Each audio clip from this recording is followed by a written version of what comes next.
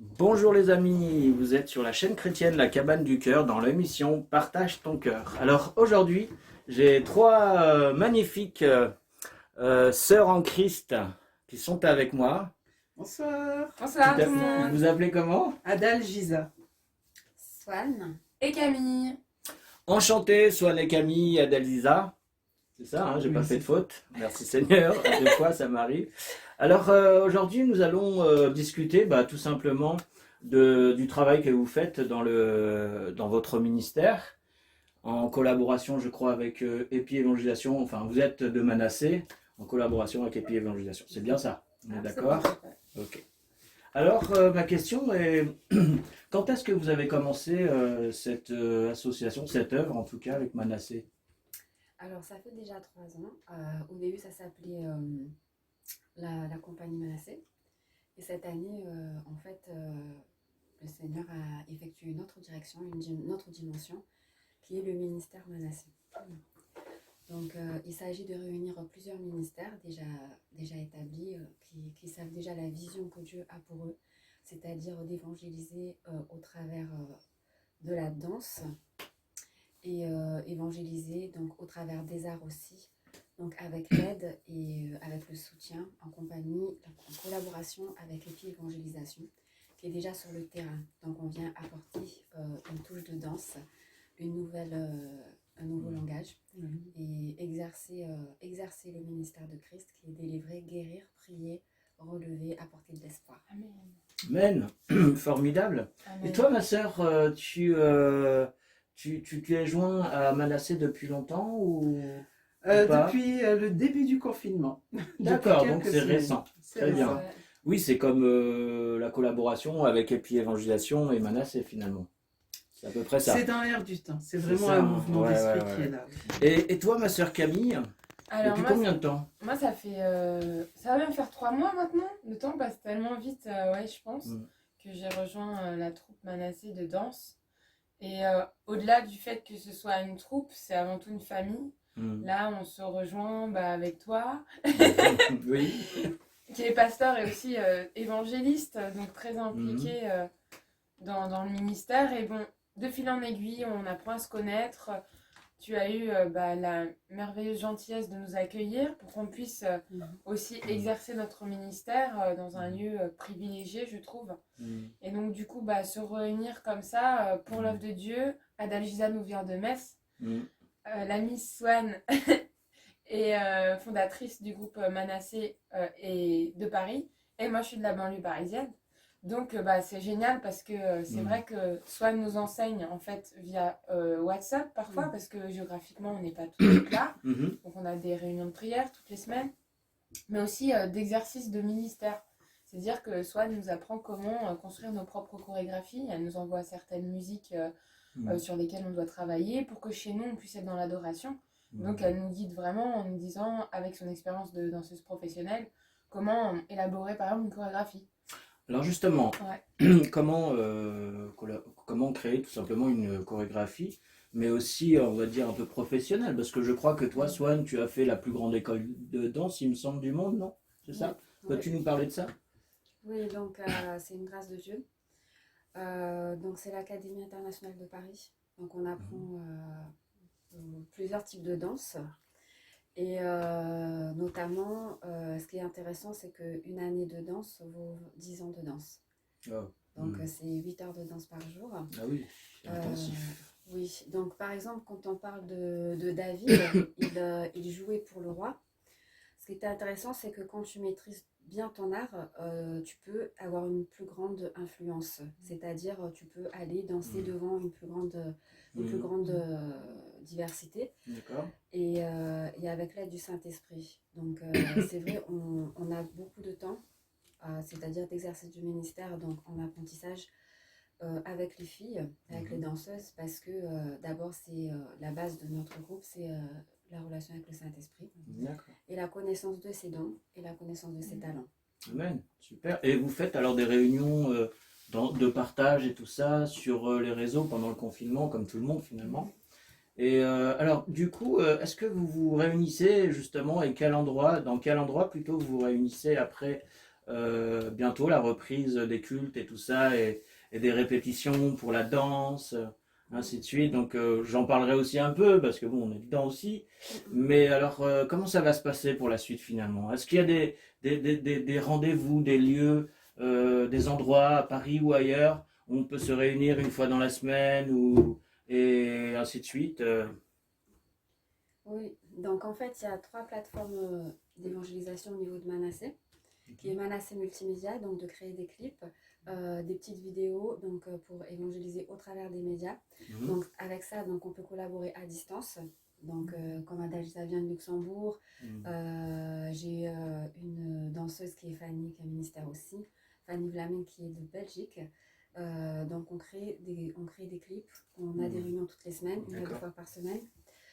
Également, il y a le Manassé hip-hop, donc des clips de hip-hop vont venir.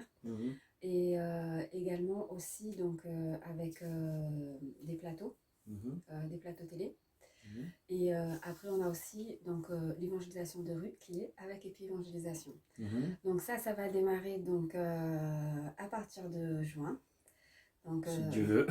Voilà, si Dieu veut. Si Dieu veut. Et puis si Absolument. les Pâques rouvrent, où c'est possible. Alors, Voilà, je vous c'est dirais que nous, on a aussi repris l'évangélisation avec Épi Évangélisation depuis la semaine dernière.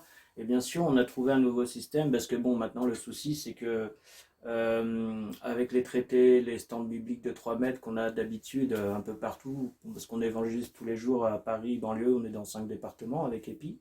Et du coup, bah, on a trouvé une bonne idée parce que comme on ne peut plus avoir de contact avec les gens, les flyers, les traités, quand on les donne, bah, c'est le contact. Donc on a touché déjà les flyers, ainsi de suite, et on donne, on distribue. Bon, ça c'est bien, mais bon, ça c'est l'évangélisation classique.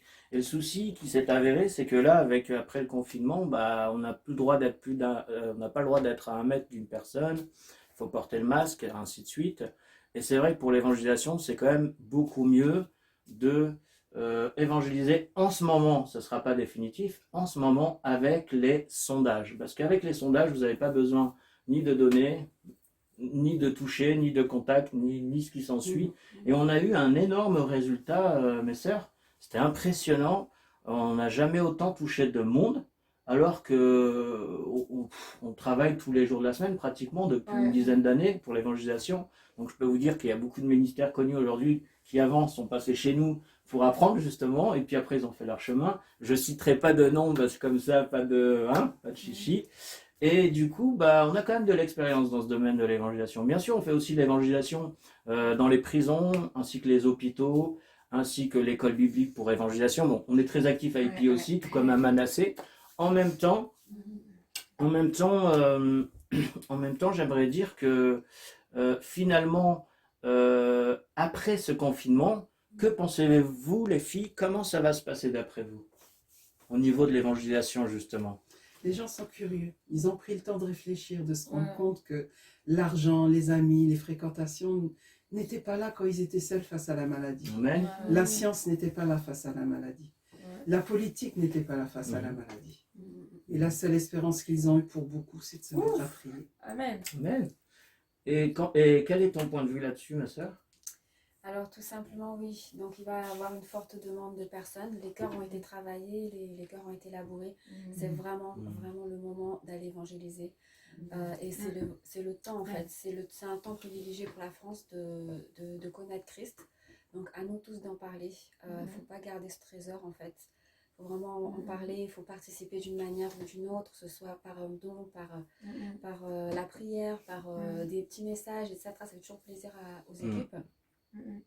Et évidemment, si on ne peut pas faire des spectacles tout de suite, faut penser qu'aujourd'hui on a vraiment le multimédia aussi, on a les réseaux sociaux et les gens sont très ouverts en fait. Ils se posent des questions, ils se remettent en question aussi, ils nous parlent de Dieu sans le savoir, ils disent que Dieu t'entende, voilà, ils ont une pensée pour Dieu et ce moment en fait ils tendent la perche de planter des graines et d'en parler.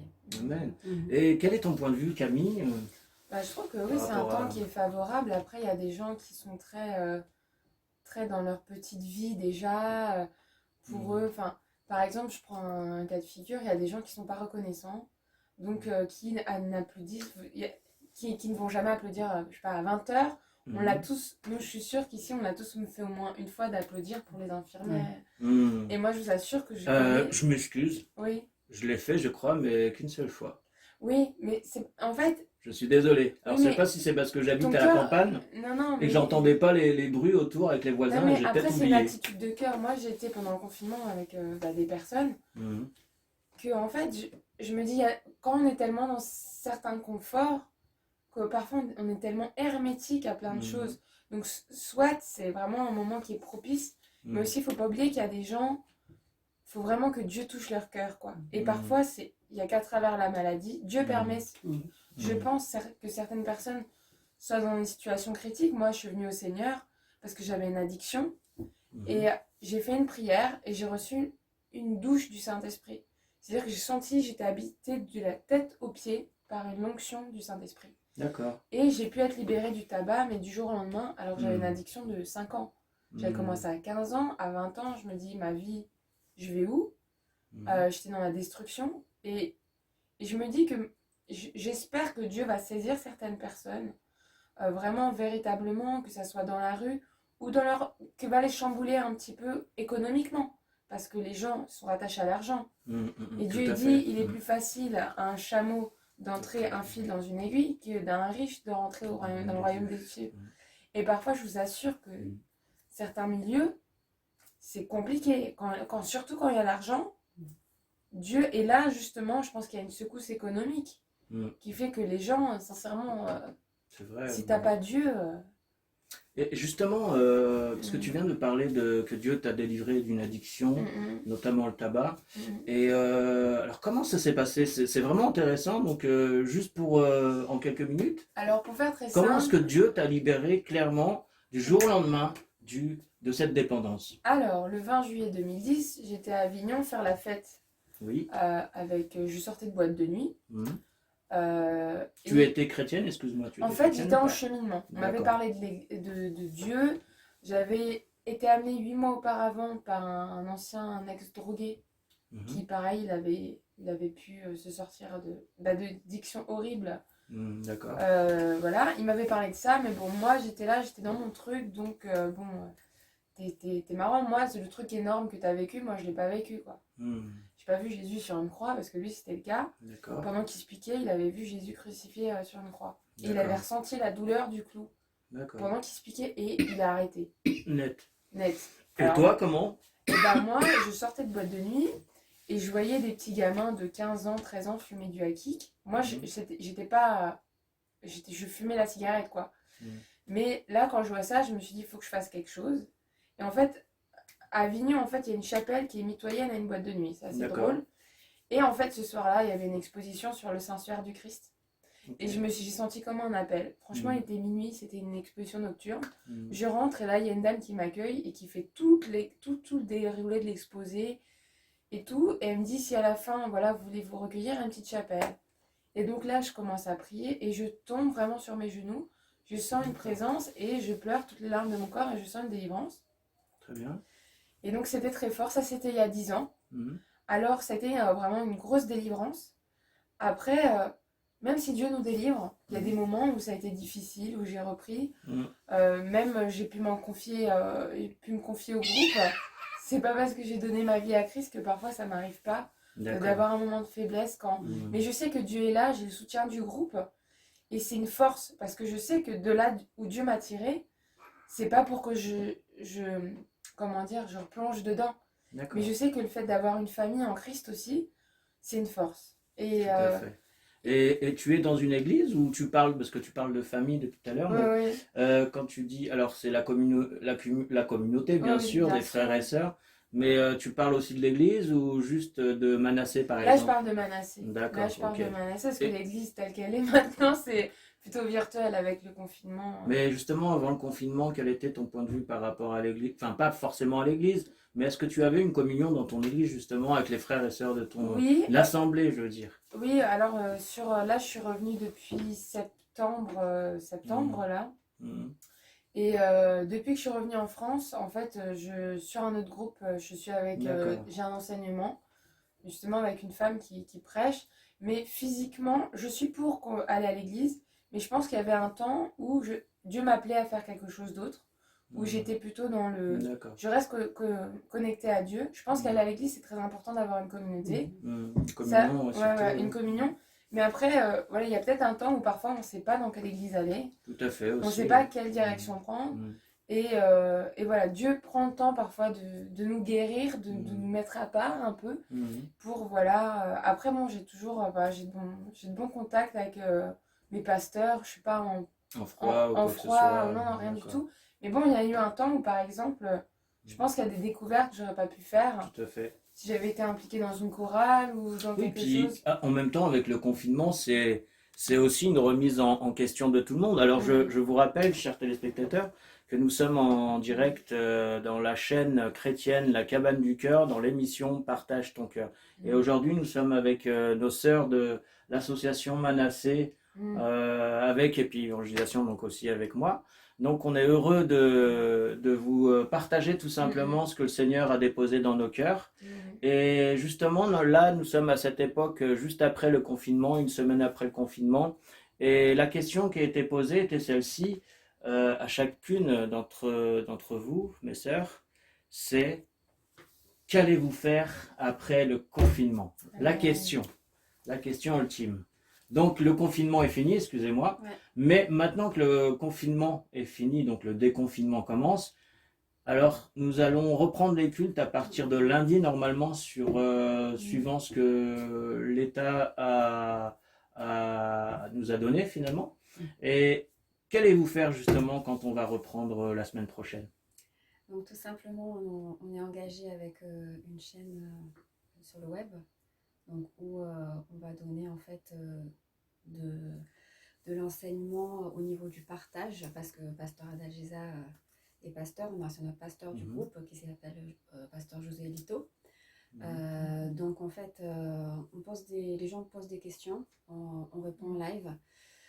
Également, on va enseigner de la danse, puisque le ministère Manassé est engagé à développer la danse ministérielle dans ce beau pays comme instrument d'adoration, faisant partie intégrante du culte et pas simplement comme décoration ou art visuel, mais vraiment en tant que ministère du corps de danse, Christ. oui. Exactement. Toujours dans la danse, hein, c'est absolument, ça? aussi. D'accord. Et donc on va continuer l'évangélisation multimédia, également avec l'évangélisation le mercredi. Donc à 14h, porte d'Italie. Donc évangélisation avec du tractage, du partage avec les gens et de la danse et des arts, du mime, du chant. Et du sondage et plein d'autres choses. Ouais, tout à fait. Voilà. Et alors ma sœur, dis-moi, et pour toi, donc après le confinement, maintenant, qu'est-ce que tu vas faire, ou plutôt qu'est-ce que le Seigneur vous a révélé durant ces 2 mois? Parce que si le Seigneur a permis ce qui se passe actuellement, c'est pas pour rien, on le sait très bien. Par exemple, les méga church énormes là, avec 2000, 3000, 10 000, 100 000 personnes, bah rien du tout pendant plus de 2 mois, donc ça laisse à réfléchir quand même. Donc, alors, quel est votre point de vue justement par rapport à ça? Est-ce que vous êtes pour les petites églises ou les grandes églises? On est pour les églises où on est à sa place, tout simplement. Il y a des gens qui sont appelés dans des églises intimistes et d'autres qui sont appelés avec des ministères tels que la caméra, tels que les médias, dans des églises beaucoup plus grandes. Au niveau de la louange, les opportunités dans une église plus grande sont multiples. On ne vit pas le ministère de la même façon dans une petite église. Tout à fait. On a l'habitude aussi de dire que finalement, les grandes églises, le problème, c'est que les gens ne se connaissent pas. Ils se connaissent le dimanche quand ils viennent, mais après, c'est merci, au revoir. Et on dit, hein, c'est ce qui se dit.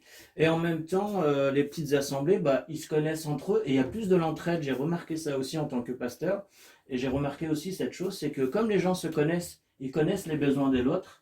Et vice-versa, ainsi de suite. Et c'est très fréquent d'ailleurs que les petites assemblées s'entraident beaucoup plus, non pas parce que les grandes assemblées sont méchantes ou mauvaises ou enseignent mal, non, mais c'est tout simplement aussi parce que justement, il y a cette proximité de la personne, comme Jésus, quand on prend la parole de Dieu, la Bible justement, quand on voit, il était vraiment avec ses disciples, ils étaient ensemble, ils les connaissaient, ils se connaissaient, ils ne se voyaient pas juste un dimanche dans la semaine. Donc, alors d'après vous, est-ce que ces grandes assemblées sont amenées à disparaître, ou est-ce que Dieu est en train de dire justement, remettez-vous en question, est-ce que vous communiez réellement, est-ce que vous m'aimez réellement, est-ce que vous cherchez pas votre gloire aussi, quand on voit aussi en ce moment toutes ces choses? Moi, ça m'a perturbé un peu parce que je me suis dit, mais Seigneur Dieu, mais pourquoi tout ça? Encore, ok, si c'était juste un pays, mais c'est tous les pays du monde.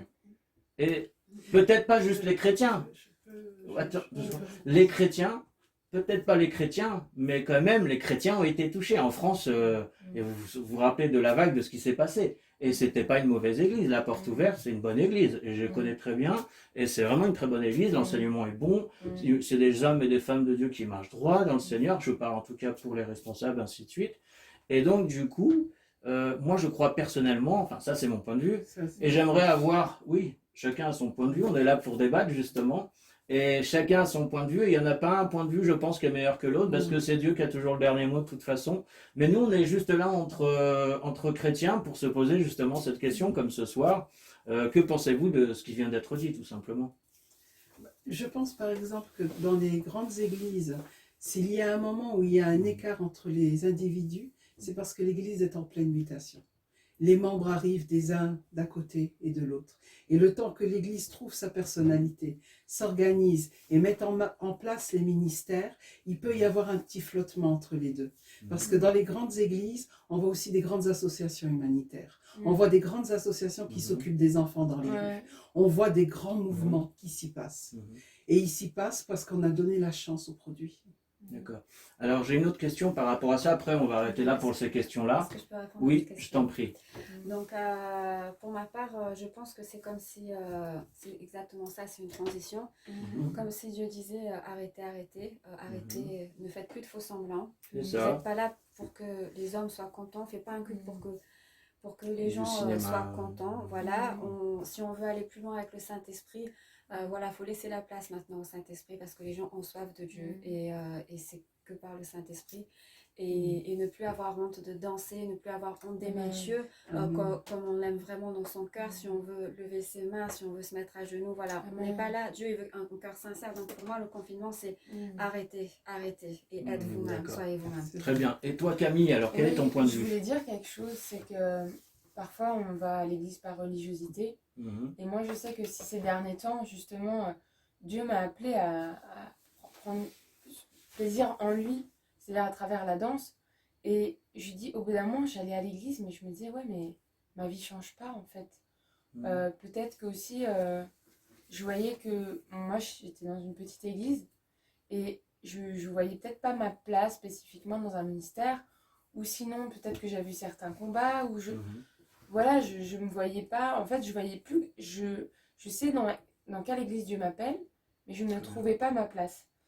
Et du coup, je me dis, bon, Seigneur, pourtant le Seigneur me montrait qu'il fallait que j'aille dans l'église, mais je sais pas, j'avais un blocage. J'avais l'impression que j'allais y aller, mais je voyais pas, je sais pas. Je me dis, je le sens pas, je me sens fausse, je me sens hypocrite. Donc voilà, je suis quand même bien prise en main puisque je vais 2 fois par semaine, j'ai des études bibliques. J'ai aussi sur WhatsApp le groupe où on est.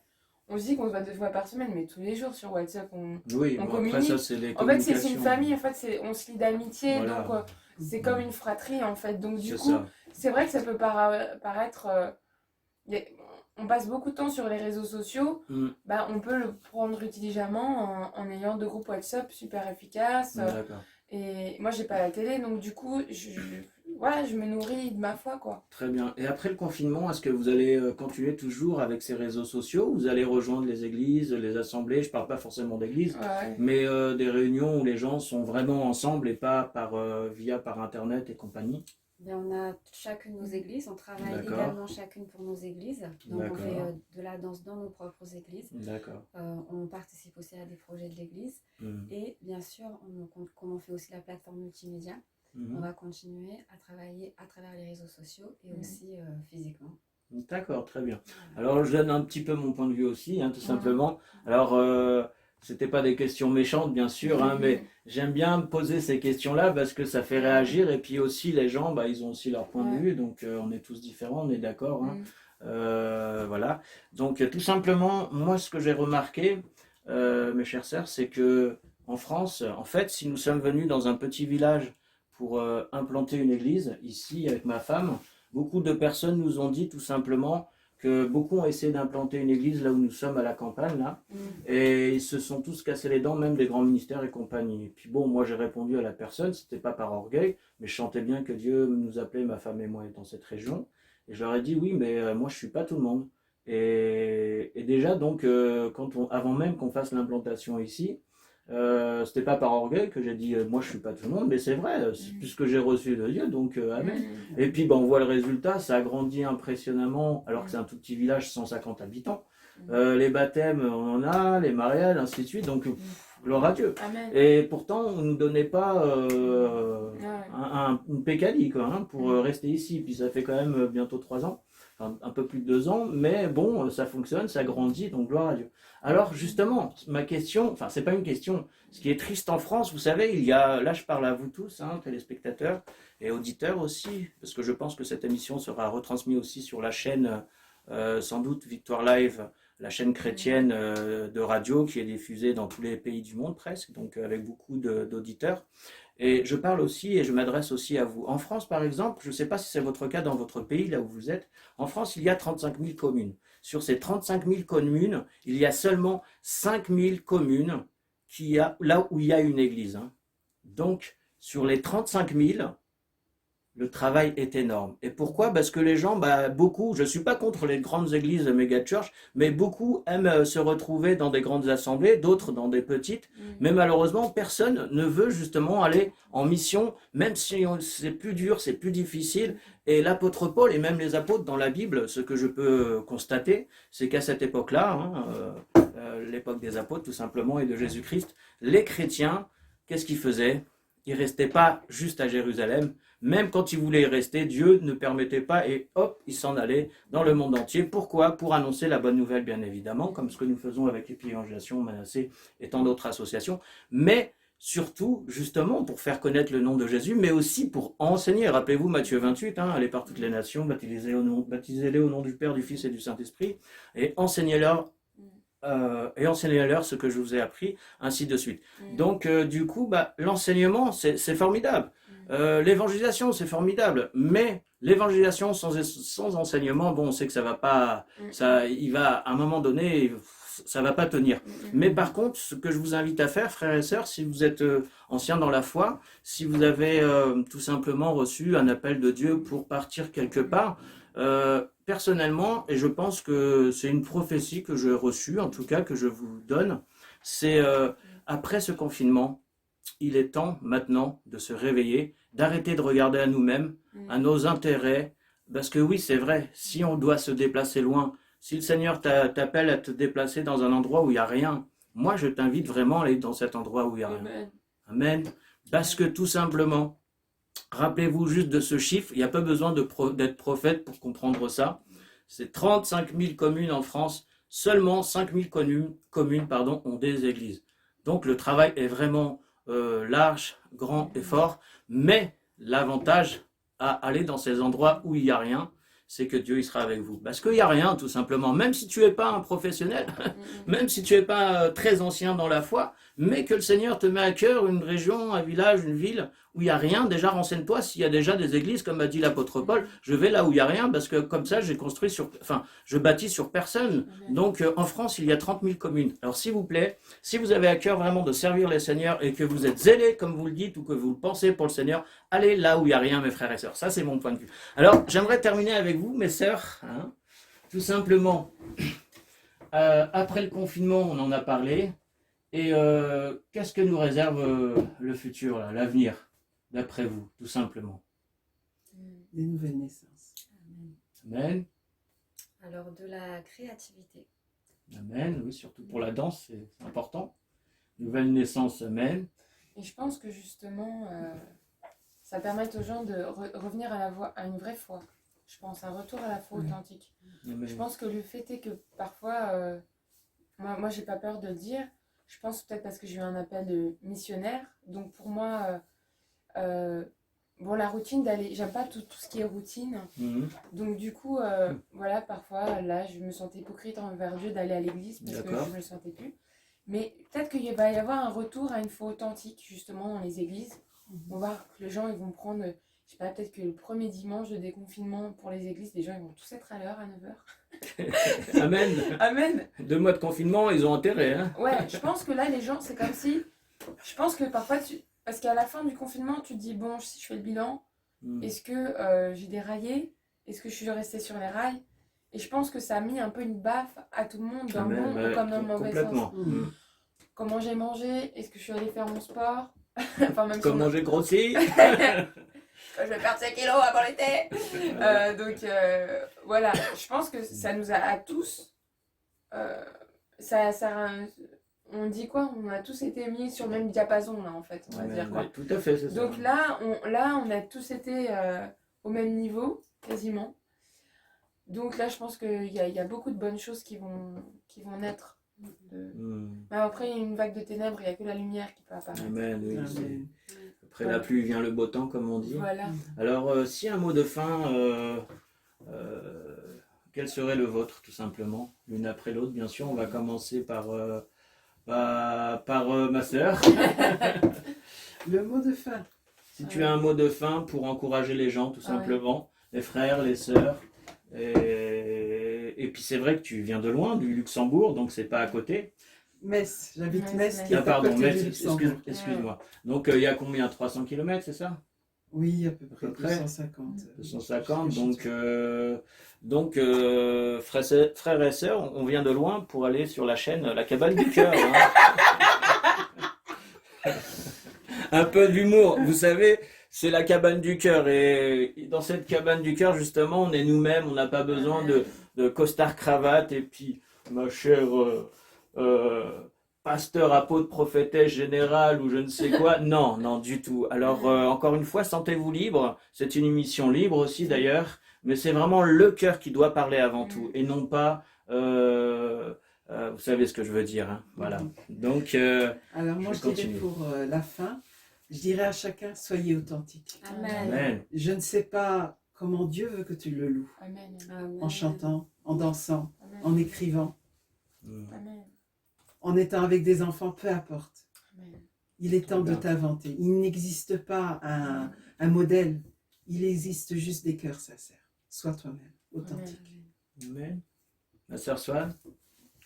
Alors pour le mot de la fin, je dirais, n'aie pas honte de qui tu es, parce que tu es un enfant de Dieu. Peut-être que tu as fait beaucoup d'erreurs, mais Dieu t'aime encore et t'appelle encore à aller dans ton appel. Ton appel, c'est aller dans ses bras. Il a les bras grands ouverts pour toi. Et à rentrer vraiment dans ce que tu es appelé à faire sur cette terre. Et tu sais qui tu es. Donc, n'hésite pas, ne crois pas que tu n'as pas de talent, en fait. Tu n'as pas besoin. Dieu va te capaciter au cours du chemin. Moi, il m'a capacité des années après. Voilà, il va te capaciter. Juste, il recherche des cœurs disponibles, disposés. Et donc, le mot de la fin, c'est que vraiment des ministères puissent vraiment se lever maintenant, quoi. Voilà, que déjà les ministères se lèvent. Et on a vu beaucoup de personnes qui se sont réveillés, beaucoup d'artistes qui se sont révélés pendant ce temps de confinement. Et il y a quand même des choses qui sont positives et qu'il y a plein de gens qui ont vraiment besoin de ces toiles de peinture, de ces danses, de ces poèmes. Et n'hésite pas à rejoindre Épied Manassé le mercredi, c'est vraiment important. D'accord. Numéro de téléphone, peut-être, ton numéro, ou ton adresse mail plutôt? Oui, donc Swan Dreyers, donc Facebook. Ministère Manassé Facebook, donc Messenger ou Instagram Swan Dreyer.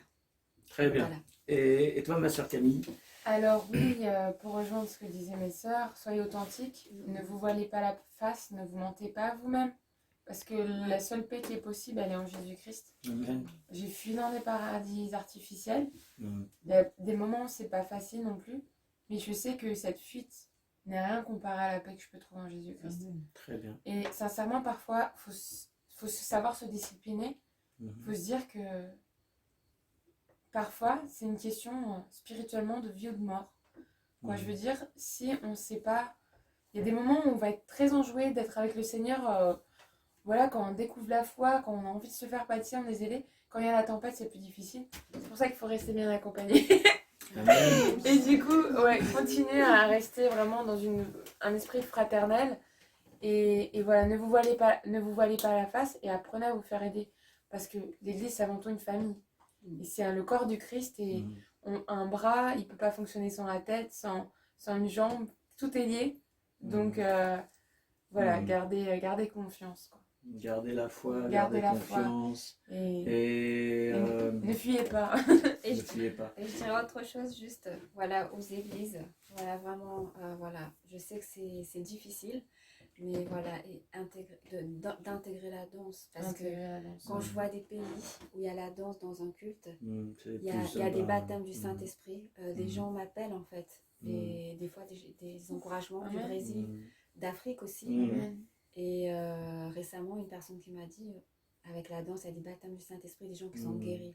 Et c'est le mouvement, donc vraiment, il faut encourager cette nouvelle génération. Tout à fait, Dieu est partout, Voilà, dans tous les domaines, la danse, la poésie, les arts, la peinture. Voilà. Quand il s'agit de lui, bien sûr, voilà, on est d'accord. Voilà. Et Amen, oui, comme tu disais, ma sœur, les enfants, je ne sais plus qui, je pense que c'est toi. Les enfants aussi, c'est un ministère.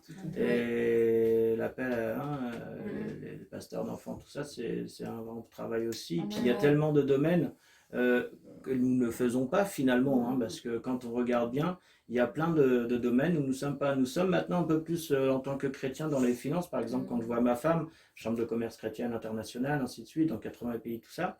Mais il y a encore plein de domaines où nous ne sommes pas présents ou très représentatifs. Et c'est vrai que la politique, il y en a, ça commence aussi un peu à bouger, parce que je connais quelques frères et sœurs qui sont certains maires, d'autres au gouvernement, qui sont aussi pasteurs pour certains, et puis d'autres ne le sont pas, ou ministère itinérant, mais bon voilà.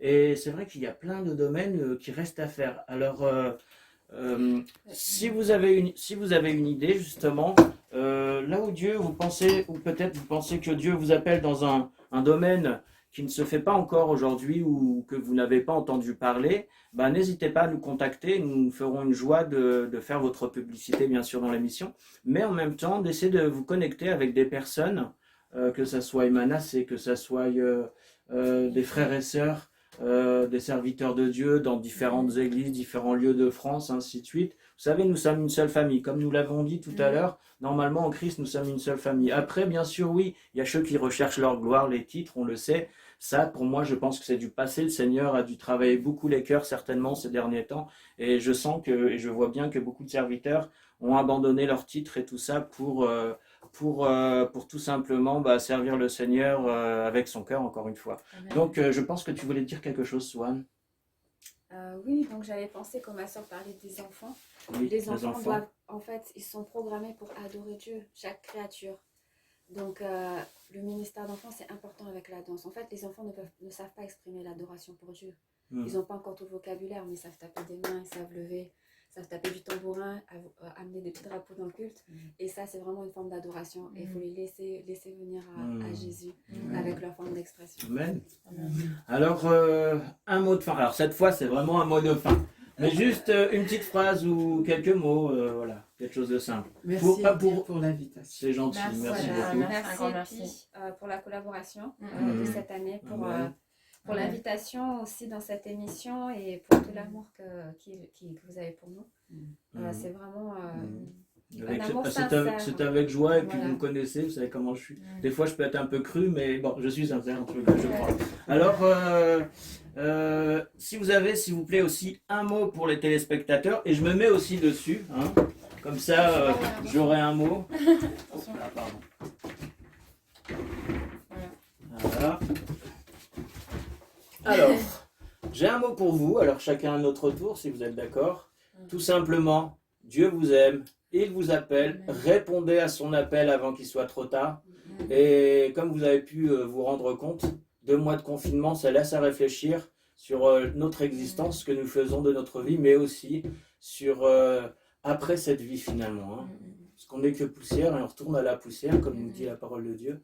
Donc voilà, mon message de fin, c'est tout simplement, n'ayez pas peur, vous avez un projet dans votre cœur, croyez que Dieu est avec vous, si c'est le cas bien sûr, mais si ce n'est pas le cas, alors vous inquiétez pas, Dieu il vous le montrera clairement. Mais en tout cas, n'hésitez pas tout simplement à rechercher sa face pour comprendre et savoir quelle est sa volonté.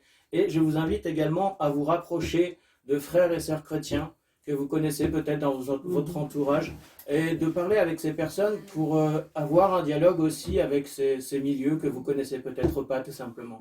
Alors soyez bénis, je vous dis à très bientôt sur la chaîne chrétienne La Cabane du Cœur, dans l'émission Partage ton cœur. Alors maintenant je laisse un mot de fin à chacune d'entre vous les filles. Alors 2 mois de confinement, 2 mois où des enfants gâtés, parce que la France est un enfant gâté. On n'a pas connu de guerre, on a tous à manger, on a connu l'ange de la mort qui est passé. Des gens qui sont traumatisés. Tu n'es pas évangéliste, mais tu sais apporter une tarte, tu sais faire des courses pour une personne âgée, tu sais faire une animation pour des enfants. Aime, c'est le moment d'aimer. Amen. Je vais dire...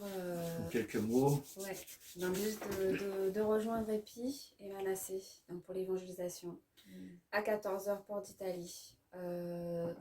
Donc Dieu t'appelle et il t'appelle vraiment comme tu es aujourd'hui. Il n'attend pas que tu sois parfait, il n'attend pas que tu arrêtes telle chose pour venir à lui ou pour revenir à lui. Il a toujours les bras grands ouverts, donc viens à lui. Et laisse-toi utiliser par Dieu. Voilà, Amen. ne dis pas je vais le servir quand je ferai plus ci, quand je serai comme ci, après mon déménagement, etc. C'est vraiment, il t'appelle. Alors voilà, réponds tout simplement. Amen.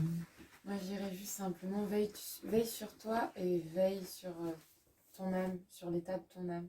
Parce que le psalmiste David, il dit je prospère comme l'état de mon âme. L'âme, c'est le siège des sentiments.